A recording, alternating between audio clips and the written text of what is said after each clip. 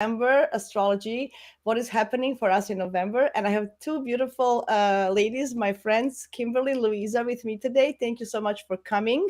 I hope this video is going to be useful for you guys. So, as always, like, share, subscribe to all of our channels. Many interesting astrology topics everywhere for you. Cool. So let's start with Kimberly. Tell us who you are. Where are you from? Hi. I'm in the States in Kentucky.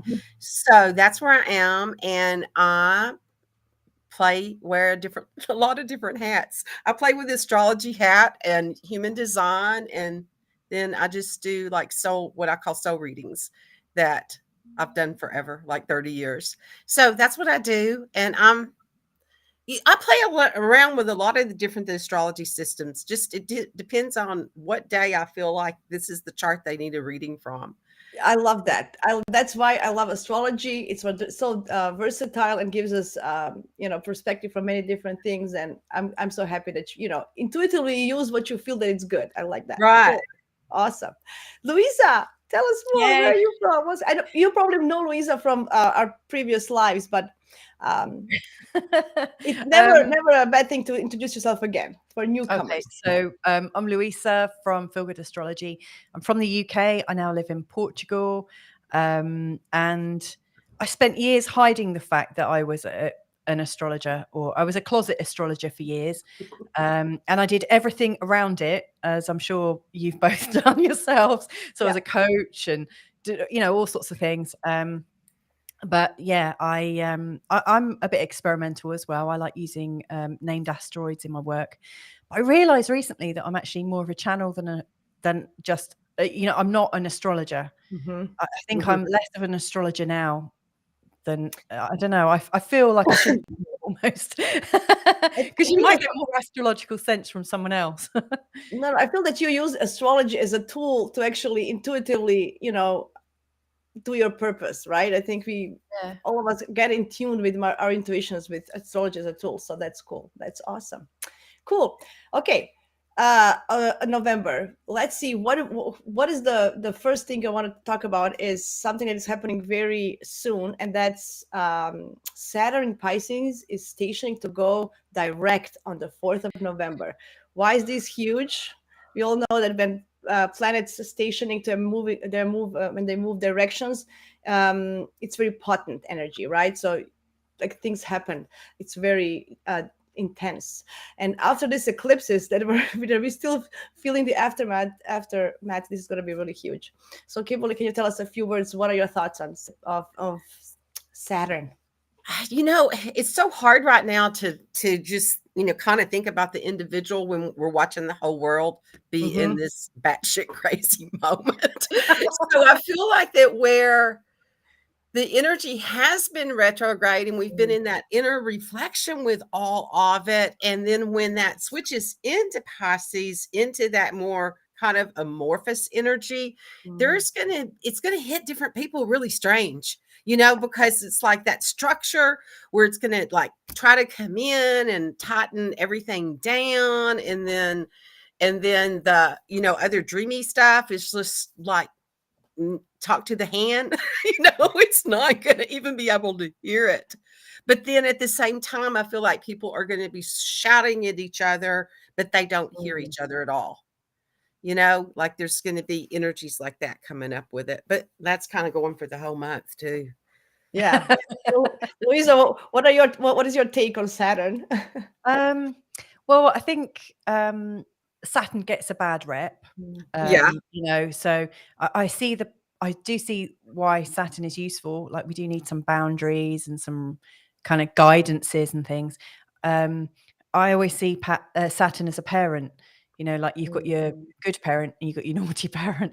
You've got the parent that's like really judgmental and, breathing down your neck. And you've got the good parent that's kind of supportive and nurturing and helps you move forwards. And so I think we're coming out of that phase, and going more into a nurturing parent phase. I heard that from Alexandra, actually, that we did a live stream with. She was saying that when Saturn went into Pisces, it was like the death of woo. It was like the death of magic and the death of all things mystical. And And I think some of the kind of fake mysticism is going to die away. But what I've noticed as we're coming into this period is that a lot of people in my awareness that I work with and chat with and whatnot, at the moment, loads of us are talking about like finding this new sense of power in our skills, almost like whatever we've got intuitively is starting to build in seriousness. People, the people who are really intuitive and really creative and really wanting to do something very sort of universal and in consciousness, they're starting to build in their power. So I think this is a really good thing. I'm looking forward to it. Yeah. And it will be moving. Yeah, I'll just be pleased for it to get moving. It's in a bit of an uncomfortable place in my chart. Yeah, tell me about it. It's squaring my moon. It's all year long because it's going so yeah, one of those aspects. Yeah, but I do feel as well that Saturn gives us a little bit of structure. So everything that we, as you said, dreams and visions and all that intuitive work it can ground us a little bit with the Saturn, especially now with going retrograde, we can see the results and manifestations. And it's trining all this beautiful earth energy, right? Yeah. Not exactly, but it's still kind of by sign at least. So I do feel that it's a little bit of groundedness happening, like more of practicality. I think I agree. I think it's in a lot of aspects in this month ahead, because obviously, right now we've got things going through Scorpio, but as we get into the second and third week, or is it third? Hang on. When does the sun is it week 4? Sun is moving to Sagittarius on the 22nd. Then we have Mars on the 24th. And they're gonna be at 0 degrees in Sagittarius the week of Thanksgiving. Everyone's gonna be feeling that coming in. So there's gonna be this massive square. A square to the sun and a square to Mars. And Mercury is going into Sagittarius on the 10th. So that's also going to be a picture, right? Yeah, so it's a lot of squares. And then at the full moon on the 27th, it's a T-square with Saturn. So Saturn's really important in this month ahead. It's going to put us through our paces. Yeah, that's absolutely true. So we still have this scorpionic energy in the beginning of the month before we go to the Sag month. There's going to be a big shift. Like last month we had from Libra to Scorpio, big shift. This month we're going to feel it because a lot of planets. It's not just the sun changing signs, right? It's a bunch of them. But before that, Venus is moving to Libra. So I'm interested. What do you have to say about that? Because she's going to be at home and she's going to rule that South Node. So in her home sign, and she's going to touch it eventually as well. So what do you feel about that, Louisa? You go first with this one. Well, I think Venus in Libra is nice. I think it's really sweet. I don't really have much of a sense of Libra. I'm awful. Okay. I was hoping you'd ask Kimberly first, because are you a Libra? Okay, go Kimberly. It's okay, go Kimberly. You go first. Because Kimberly's got a real sense of what it is to be a Libra. I've just got my Pluto there, so I've a bit. I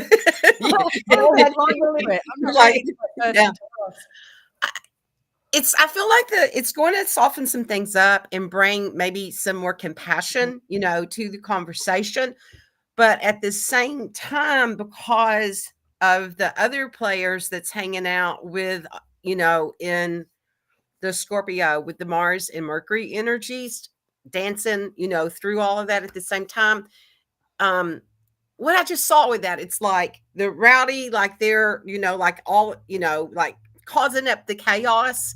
And she walks in like in that very peaceful Zen, place. And that her energy can quieten a room. And it's not going to be through trying to speak to them. It's like just being in your center. If you use it that way, it's going to have more imprint on to others in your field. Does that make sense? I just channeled that. I don't even know. It's good. I like it. A little bit of it. We're gonna need a little bit of peace and quiet with all this scorpionic and war energy in the sky. And just before she goes to Libra, she's gonna oppose Neptune. So that's gonna be foggy as well. We're gonna be in a dreamy land for a while, right? What are your thoughts on that? I think that she's going into an opposition with Neptune, and then the day after you've got an opposition between Mercury and Uranus. So if you think like Venus is like Neptune's the higher harmonic of Venus, and Uranus is a higher harmonic of Mercury. So it's interesting. You've got like the two like love frequencies, and then you've got the two thinking frequencies in opposition to each other a day apart. And so the way I see it is we've got this kind of this sort of decision between selfless and practical love. And I'll be really happy to see, I mean, I don't really get the sort of Libra energy so much. I have got, that's my only air in my chart. You know, I'm really not that grounded in it. But I do look forward to seeing Venus coming out of Virgo, because she seems, you know, I don't think Venus is meant to get her hands dirty. I don't think she's meant to be put to hard work. I think meant to do gardening. No gardening for Venus. Well, I mean, I could see her definitely doing gardening for sure. More in you know, I think she should like Venus. I mean, goddess of love. I mean, I really like what you were channeling there, Kimberly, about her being serene and graceful, and being really in her power. I mean, that's really beautiful. And if her going into Libra brings out this sort of diplomacy, a gracefulness, where she's not getting involved and getting her hands dirty, but I do think with the Libra energy that they are able to stay out of a situation and kind of sit on the fence a little bit. But I think that's really useful. We need that energy right now. I mean, we need that right now too. But I was also thinking, so this is how it is.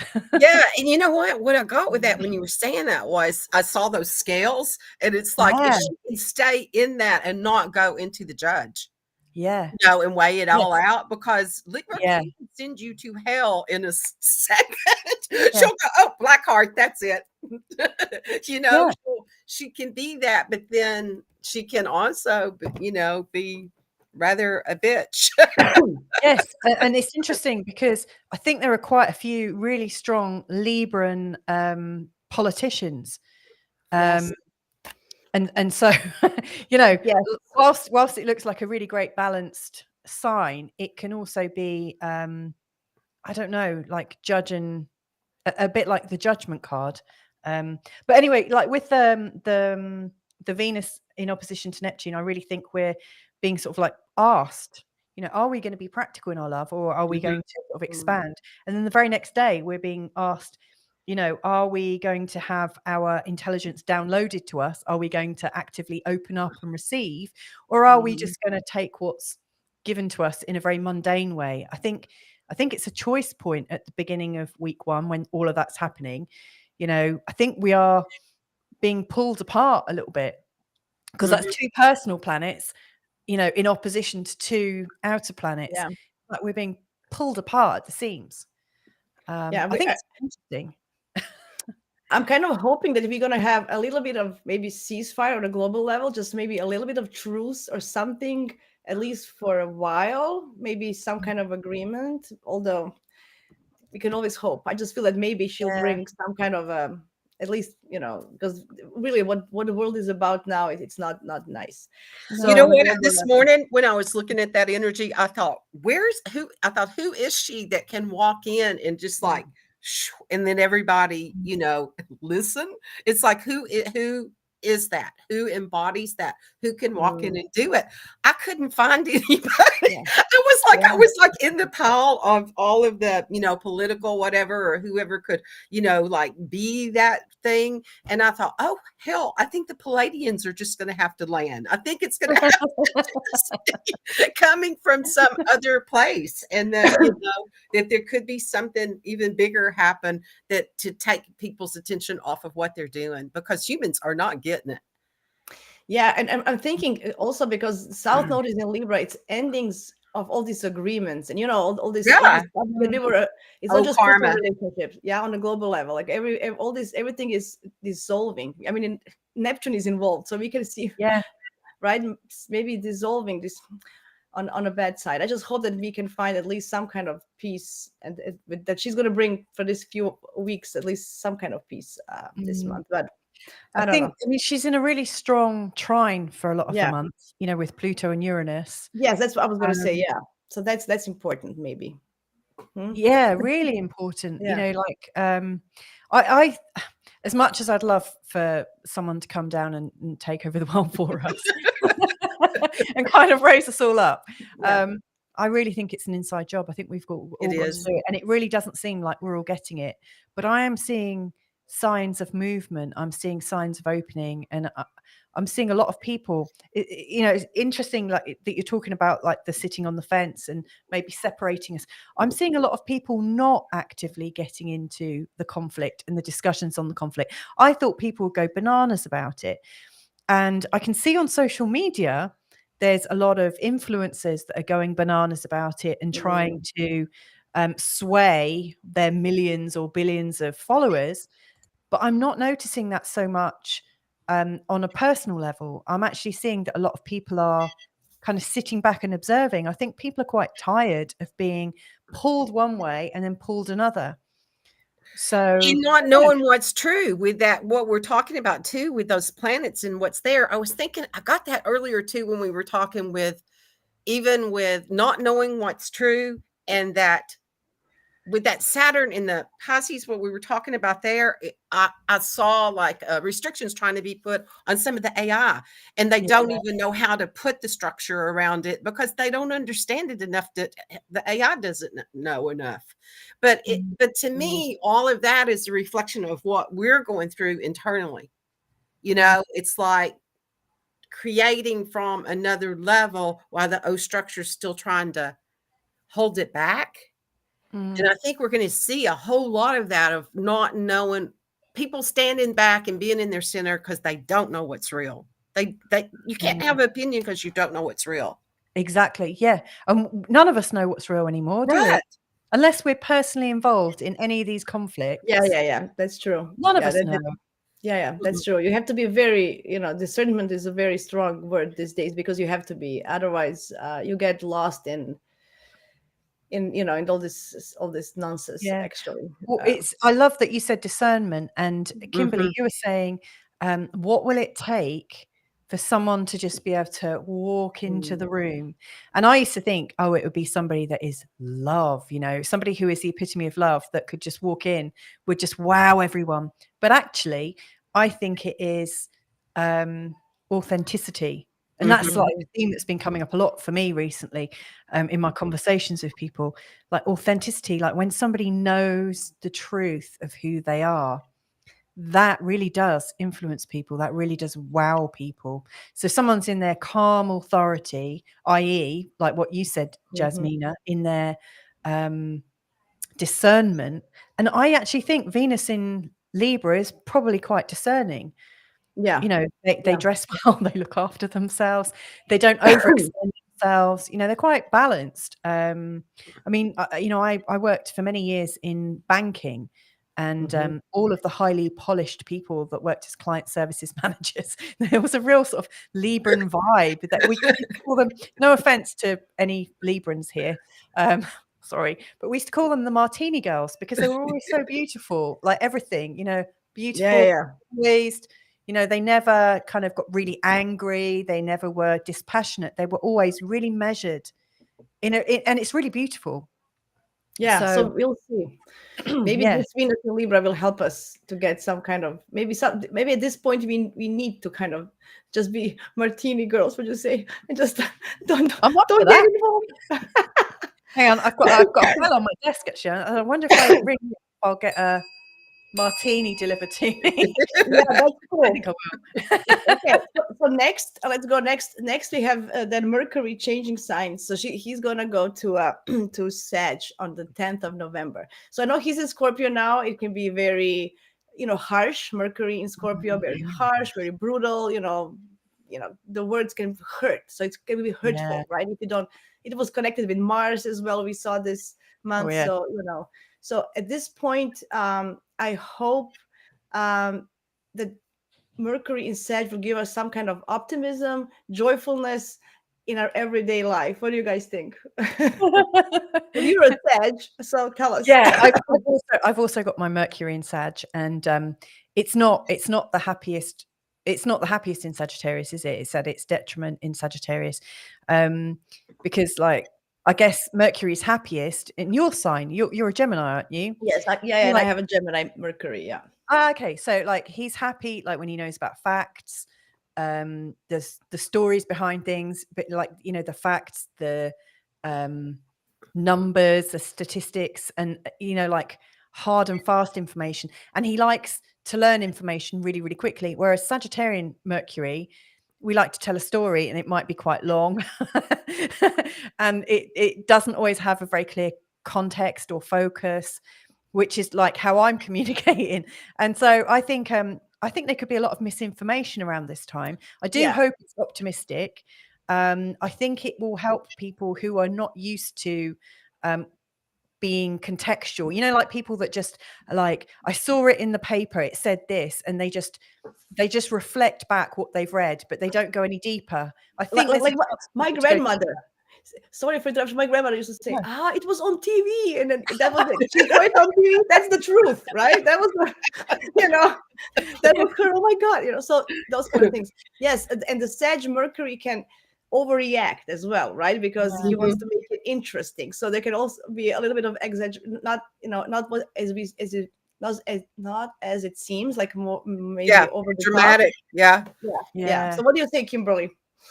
Yeah, and when you were saying that, I saw it as like Sag, like wandering over here and and being telling some big story, and then kind of here's more energy over here, so they wander over to the next little group, and it's like because there's more energy coming this way, and this sounds more exciting, like being pulled off of the past because to see what the adventure is, and then but it looks like they wander back. They will eventually wander back to the other conversation, but in all of the conversations at once. So I don't know what that's going to be about. I mean, that's quite cool. That's quite a cool thing to recognize, because given that like lots of people in the US are going to be sat at a dinner table with each other, possibly for a few days. If people are able to have these conversations that are able to dip in and out of, that could be quite beneficial. Although there's a lot of really horrible aspects around that time. But if people can, I think it could be, I think it could be fun. But I'm not going to be sat on those tables. I'm gonna sit down and try to share the new moon chart, so we have a reference. There you go. Do you see it? Yeah. Because I think we are coming up to a new moon, which is happening on the 14th. On the 13th of November. Yeah. This is set up for where I live, so it's like a New York time. So just I'm making a note. So for you're gonna be different houses, so we can't look the houses, but we can see the energy. So look at that. Yeah. All the Scorpion energy. Yep. Go, ladies, shoot. What are we gonna have for this new moon? Well, both Kimberly and I have got Scorpio ascendant, so this could be a big one. Where's it going to be in your chart, Kimberly? Is it going to be in your 12th or your 1st? My 1st. Same here. Yeah. So you're having a party. It's a lot of illumination. That feels like, there's a lot of illumination coming in, and it's funny because I'm already like out ahead thinking about what Mars is going to do on the 17th and 18th when it goes in that Kazumi. That it's like it's not here, but it feels like I don't know why is my little Libra already getting pulled to that. I can almost feel this magnetic pull. Yeah, there's a lot of water. Sorry, there's a lot of water in this chart, right? So it's going to be again, Scorpio, intense emotions. I feel that, oh yeah, a lot of emotions coming up. Yeah. Right. Trying to stay stable in all of the waves of emotion could be the challenge. Yeah. And there's lack of fire. So, not really a motivation to do anything. Maybe we could just soak or something, people might, because for the new moons, we should try something new. I don't think we're going to feel it this time. I don't know. That's just my sense. I don't know. Yeah. I'm quite excited about this one. Okay, personally good. Because Mars is a ruler of Scorpio, so it's really strong in there, and I think there's this sense of vitality, and of course Mars in a conjunction with the Sun. You know, like if there are a couple of planets really to indicate vitality, it would be the Sun and Mars. Though I do recognize that Uranus is at 21 degrees in Taurus, right opposite the Sun, the Moon, and Mercury, and Ceres as well. Because let's not forget Ceres. I think Ceres is a good influence. You know, she helps us nurture ourselves, and she helps us do a lot of things at the same time. So I see that wherever this falls in your chart, it could really bring up a really sort of busy sense of purpose. But as you feel motivated, I always think with oppositions, there's something of projection going on. So whatever is in opposition to a planet is projecting something that you're not quite owning in the other planet, and vice versa. And I've had, when I had my Uranus opposition, my progressed moon was also actually right on my Uranus, and I had a load of massive projection issues, you know, like where I was moving forwards, there would be people or situations in my periphery that were there to shock, because it's Uranus. It was really coming from the unconscious. And of course, Scorpio is quite a hidden sign. There's a lot of secrets there. So I think we can move forwards and feel really quite purposeful, but the opposition to Uranus is likely to bring us up into some fierce opposition. And I think if we're trying to move forwards and things are opposing us, we might ask ourselves, does this belong to me? Does this criticism belong to me? Is there something in my ego? Is there something about me, given, like, you know, that the sun is very much about the ego, the moon is very much about the psyche? You might ask yourself, is there something that I'm avoiding, that I can't face in myself? Is there a big secret, a big unconscious secret that I'm holding on to? So I think this could actually really be a big slap in the face for some people. But I think a lot of people, if you're ready to face yourself, I think this new moon could be quite beneficial. It's in a trine with Neptune, which is helpful. And, you know, Neptune can be quite tricky, I think.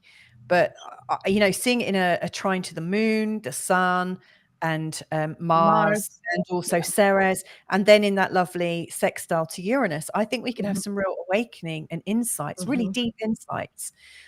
And if we're lucky, we'll have people around us that can help us make sense of it. I like that. I like that. It's just like watch your dream times. It feels like that could be a time, or when you should be in dream time, but then you may be in conscious awakening dream time. Like it feels like that kind of energy could be there. Yeah, you're so right. I'm really liking this because it's helpful for me, because it's in my first house, and so I'm thinking, woohoo, got an opportunity to reinvent myself. Exactly. So we want to rewrite and redream in that we all should be like it's like, let's dream in a new world together. Which house is it in your chart, Jasmina? So it's in my second, because I'm a late Virgo rising, so this is my second house. Cool. So we'll see how that reflects on my finances. Some money with venture. I was just looking, and I had my lunar return yesterday. I sometimes look at those charts, and it's all about money next month. So this is just confirming that. But I have to say something. Maybe I don't want to be a downer, but with Uranus opposing Mars, watch out for accidents. Like this is yeah. And you guys have it in the first house, so really be careful not to, you know, especially your nose. Mars rules nose or stuff. You can just bump your head or nose, you know. So just those little things. But it can also be in a transport, in a car or something. I just want to let people know. Thank you very much for that. Do you know what? Like, I mean, when I saw scheduling surgery, stay away from the knives. Like on a world scale, you know, Uranus in opposition to Mars is really explosive. Especially since Mars is in his own house, and it's a new moon, and things are often very unstable. And, you know, it's also a dark moon. We don't really know what's going to come up, you know. and it's Scorpio, which really adds to that. So I mean, I think on a world level, it could be really explosive and Yeah, it could be catastrophic. explosives underwater. Because when we were Yeah, speaking earlier into it, I kept seeing that, like, yeah, and like, was it you, Jasmine, that said, I don't want to be negative here? And I thought, but I Yeah. kept yeah, seeing that like something explosive underwater. yes, Neptune is involved, so we can have yeah, Right. issues with floods or with stuff like that, or some kind of explosions underwater. Yeah, who knows what Well, they're going to experiment on? I just hope maybe they're going to test some bombs in the water. Like everything is possible with this crazy. Jasmina, I loved what you said there. Who knows what they're going to experiment on? I Exactly. love how you've revealed something there. Do you know what? You guys are so right. I mean, like, think of like pipelines being blown up, Yeah. internet connections, things like that.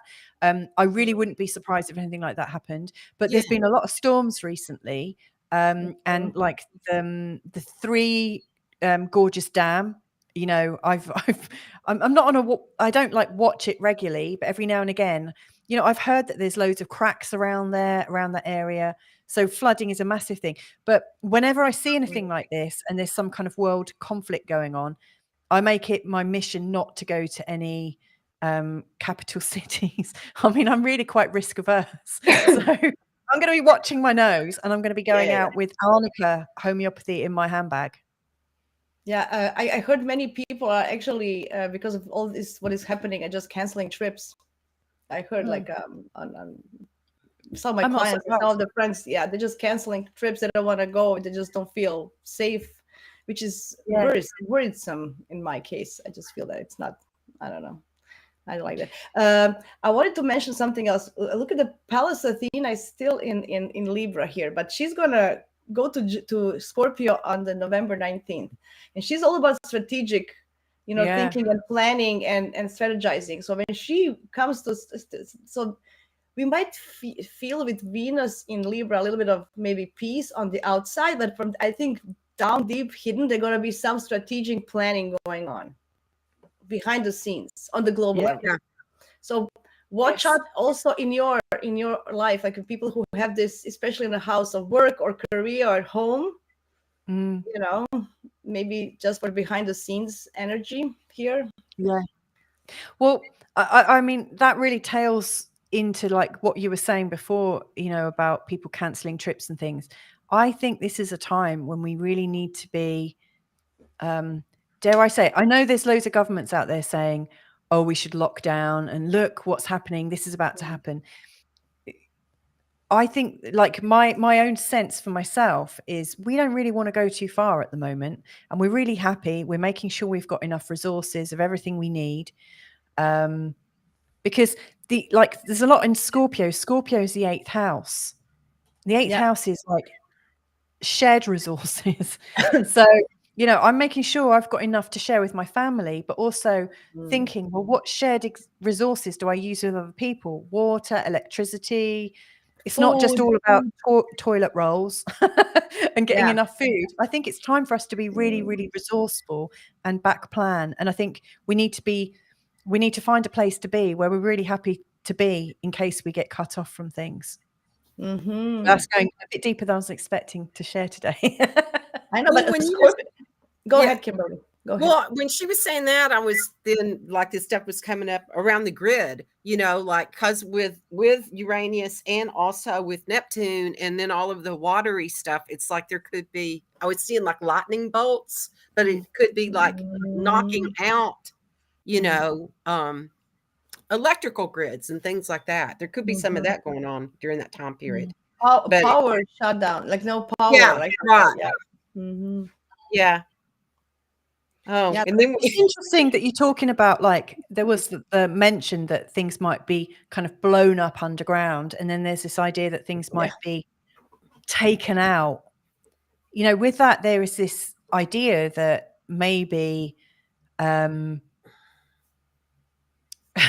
maybe it's not all naturally occurring things, and that there might be I don't know, like this harsh lessons that a lot of us are learning at the moment. I mean, that's what there's a big awareness, a big shift in how people are thinking at the moment, and realizing what we see is not actually what I mean. Earth has showed me more than once. You know, it's like it's what humanity is doing, whether we're conscious or unconscious about it, and where she's ascending in those and the templates, the grids, like she can't even naturally, you know, breathe because everything we're doing to Earth and the fracting, just all the different stuff that we're doing is moving her templates, and she's trying to adjust them back, you know. So that's why all of these earthquakes and storms, and whether humanity is consciously doing it or even if it's unconscious, we're the ones that's doing all this shit. You know, it's like we're creating the disruptions on Earth. One way or another, we're the ones doing it. I love what you said. Like, so if we're doing it consciously or unconsciously, or it could also be both. Right. You were talking about like we went to a sort of global level, but of course, if this is all shifting at a global level, it's also going to be shifting at a personal level. So I think we are going through these kinds of inner shifts ourselves. Like the shift is hitting the fan. I think in November. We are under extraordinary stress right now. And that's our emotions. Like the water is our emotions. We've got a chance to our unconscious. There's a lot of stirring going on right now. We've got Mars going into that Gazimi on the 17th, which is already going to be in that energy. And it hasn't been, Mars hasn't been in the heart of the sun in that position since 1991. So it's like, where was it in 91 for you? Well, you know, and 91, 93 energy. So it's a reflection of things then and what house that was for you personally and what you're going to be going through. A reflection of that. And then it'll go like under and then it rises in January. So it's like it'll be Mars is going to like die in the heart of the sun and be that way until it rises up in January. So I keep thinking, now what is that going to do to the world? You know, if Mars there could I don't know. It's like that's almost like too big to imagine all of it in of what can happen during this.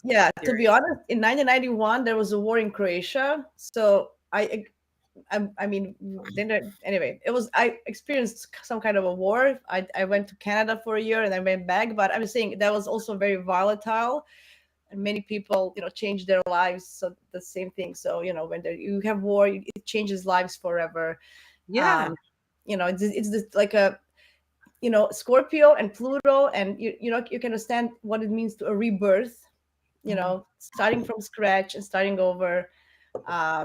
So sometimes you need to kind of put everything down so you can start rebuilding on a fresh ground. So that's why you have to kind of demolish everything. I think that's kind of an energy, even on a personal level. Everything that we are kind of fighting with, we need to kind of clear the deck so we can build new on the new. Because if you try to repair it, I think Libra energy was more about repairing. You know, you have like a broken vase, you want to repair it. You know, you have to just buy a new one or build a new one, create a new one in a pottery class. That's how I feel this energy is. You know, I like that analogy. I like that a lot. Yeah, very nice. And it is a time of great clearing for sure. Right. Like some things you can repair. That's we gotta kind of acknowledge. You know, be aware. I think yours is gonna make us aware. Like this is it. Like there's no, you know, beyond repair. Okay, so that's the new moon. Okay, I'm gonna. What else do we have for this new moon before we switch?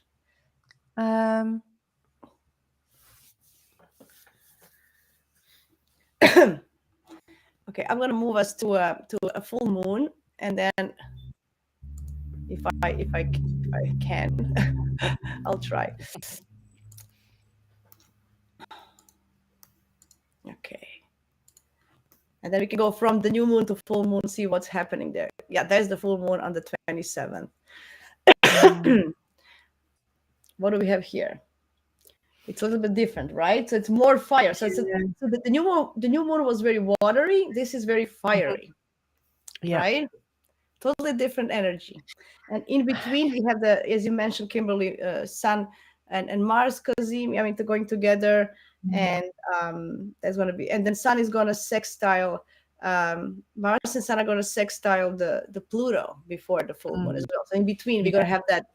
That's going to be hopefully nice. What do you guys think? 17th and 18th are big days. Yeah. Massive days. Because you've also, like, you've got the Sun and Mars together. But on the 18th, the moon also goes into a conjunction with Pluto. Yeah, I should have pulled up that chart. I totally didn't think about it. Okay. Oh, no. You know, so, I mean, it's a huge day. It's a huge power day, isn't it? You know, with the Sun in a conjunction with Mars. Exactly. Yeah. And the moon exactly conjunct Pluto. It's huge. But that's the chart for the 27th of November. What I really notice is, you know, we've got this T-square with Saturn. Yes. You know, so the Sun and Mars are square Saturn. Thankfully, Saturn's moving forwards. The moon, square Saturn. You know, so I've got this book called, oh, crikey, I can't remember what it's called now. Something like the games that people play. And it's by an astrologer called Spencer Grenfell, I think.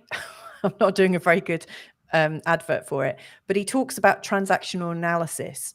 So the idea that, you know, in our personality, we have the parent archetype, we have the sort of assertive person, you know, the grown-up person, and then we have the child archetype.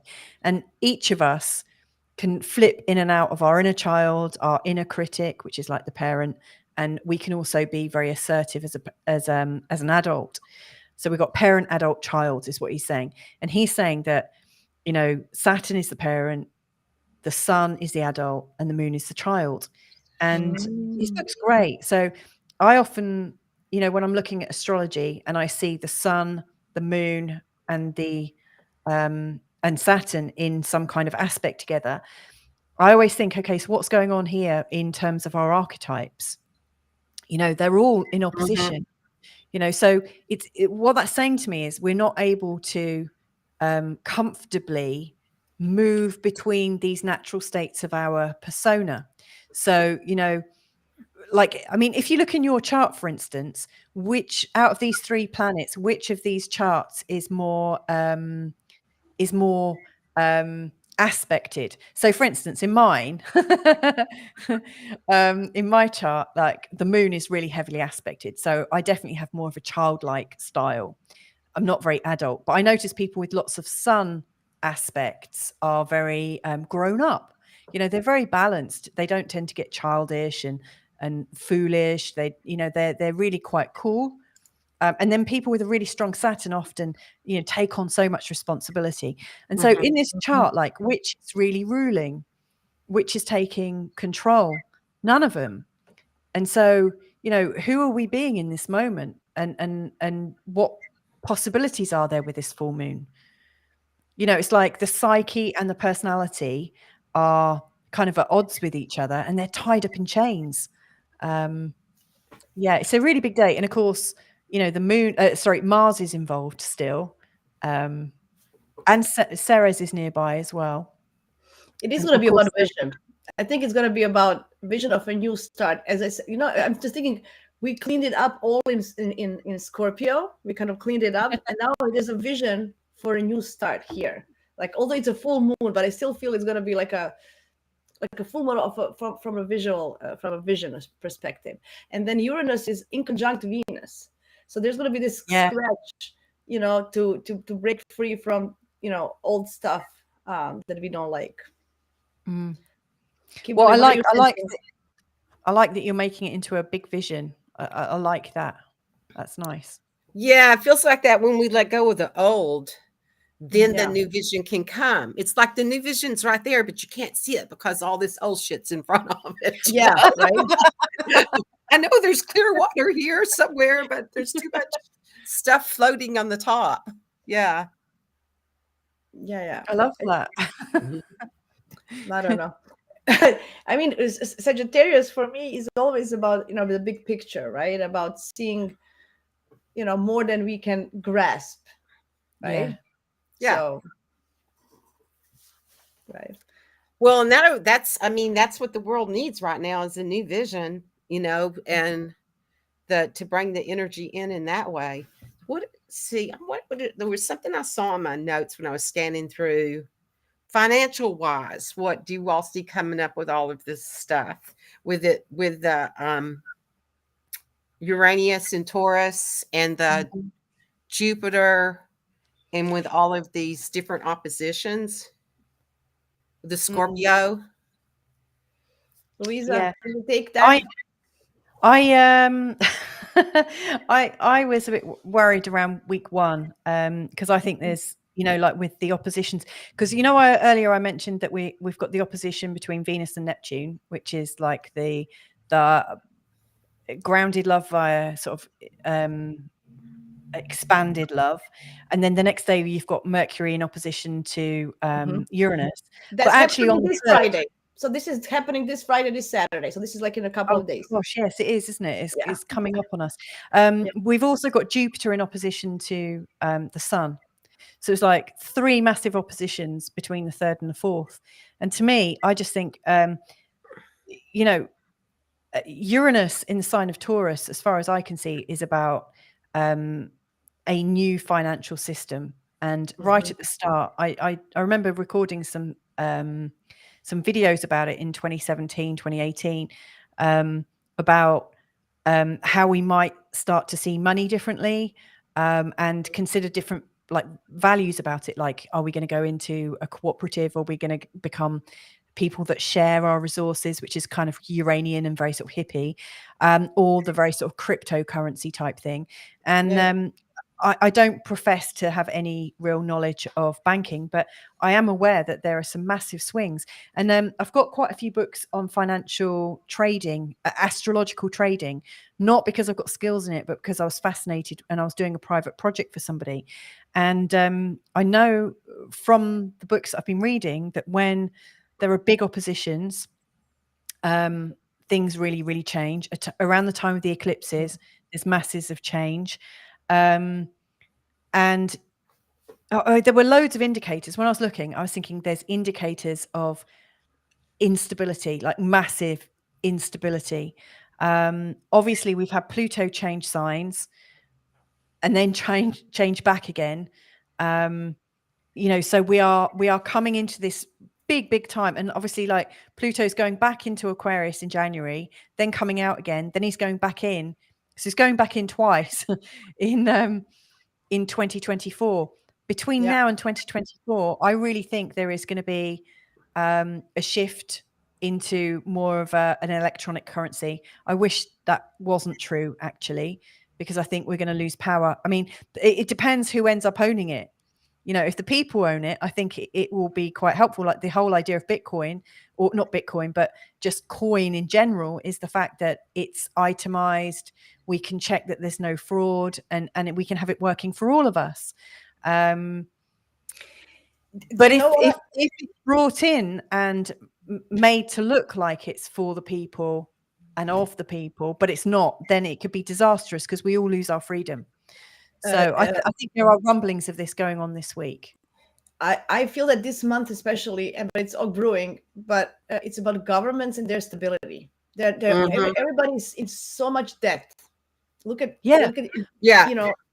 But who does all that belong to? I mean, like, well, and it shows that it's all just a big illusion anyway, and that none of it's really real. That we just make up numbers and print stuff, and I don't know. I'm hoping with all of it. I mean, we know these systems have to collapse in order for us to come into balance, for humanity to get out of its greed and everything else. But so I hope that like the positive that Taurus brings in sustainability. It's like that there's some big, it's like, okay, how do we bring it in that it's just this big hug from Earth? And there's going to be a lot of stuff about sustainability again. People looking at that and being in fear and not sure and all of that stuff. So it's kind of like, Yes, Scorpio also rules investments. And you know how before, if you wanted a stable investment, you would buy government bonds or stuff. No, I don't want to do that anymore. Because you know what I'm saying? Like if governments issue bonds, you buy those bonds, but they're just paying off debt. Like what is that bond actually worth? The governments are not worth anymore. Like you know what I'm saying?